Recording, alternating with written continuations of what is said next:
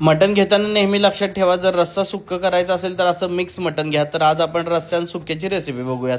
इथे एका कुकरमध्ये थोडंसं तेल घेतलंय, त्यामध्ये चेचलेल्या 4-5 लसणाच्या पाकळ्या, एक चिरलेला कांदा आणि थोडी मटणाची चरबी ॲड करायची, थोडीशी कोथिंबीर ऑप्शनल आहे. इथे आलं लसूण पेस्ट वगैरे टाकून कॉम्प्लेक्स करू नका. नंतर थोडीशी हळद टाकायची आहे आणि मटण जर चांगल्या क्वालिटीचं असेल तर खडे मसाले वापरायची काही गरज नाही. अशा मटणाला कवळं जे बकरं असेल साधारणपणे 12-13 किलोचा अजिबात उग्र वास येत नाही. वापरताना खडे मीठच वापरा, जेणेकरून मस्त टेस्ट येते. गरम पाणी ॲड करायचं आहे आणि कुकरला शिजवून घ्यायचं आहे. नंतर आपण वाटणाची रेसिपी बघतोय. अर्धी वाटी खोबरं घ्यायचं आहे, सुकं खोबरं, त्याला चांगलं भाजून घ्यायचं आहे. नंतर 4 मीडियम साईजचे कांदे, हे साधारण 1 किलो मटणाच्या हिशोबात एवढं तुम्हाला मसाल्यांचं प्रपोर्शन लागेल.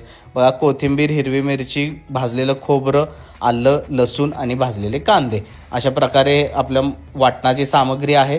त्याला छान एकदम स्मूथ कन्सिस्टन्सी येईपर्यंत वाटून घ्यायचं आहे. टप्प्याटप्प्याने वाटा. नंतर एका कढईत तेल घ्यायचं आहे, त्यामध्ये घाटी मसाला म्हणजेच कांदा लसूण मसाला, ज्यामध्ये खडे मसाले देखील असतात, म्हणजे गरम मसाले थोडक्यात. हा घाटी मसाला सातारा, कोल्हापूर, सांगली साईडला फेमस आहे. नंतर त्यामध्ये हळद घालायचे, छान मिक्स करून घ्यायचं आहे. हा आपला आत्ता केलेलं वाटण, काळं वाटण. बाकी जास्त कुठलेच खडे मसाले घालून त्याची टेस्ट जास्त बिघडवू नका. ओके. 1 चमचाभर आपण इथे ज्वारीचं पीठ ॲड केलं आहे, जेणेकरून कन्सिस्टन्सी छान येईल रश्श्याला. ओके. इथे तुम्ही बघू शकता आपण आळणी पाणी ॲड करून रस्सा तयार केला आहे. जे मटण शिजवलेलं आळणी पाणी येते आणि शिजलेलं मटण आपण त्या वाटणाचे 2 भाग केलेले. अर्ध्या भागाचा रस्सा केला आहे, अर्ध्या आपण सुक्यासाठी वापरला आहे. आता सुक्याला रश्श्याच्या वरती जो आलेला कट आहे तो थोडासा कट आणि थोडासा रस्सा टाकायचा आहे, जेणेकरून स्टॉकचा जो फ्लेवर आहे तो त्या मसाल्यामध्ये जातो. ओके. मटणाला तर स्वतःचा फ्लेवर आहेच.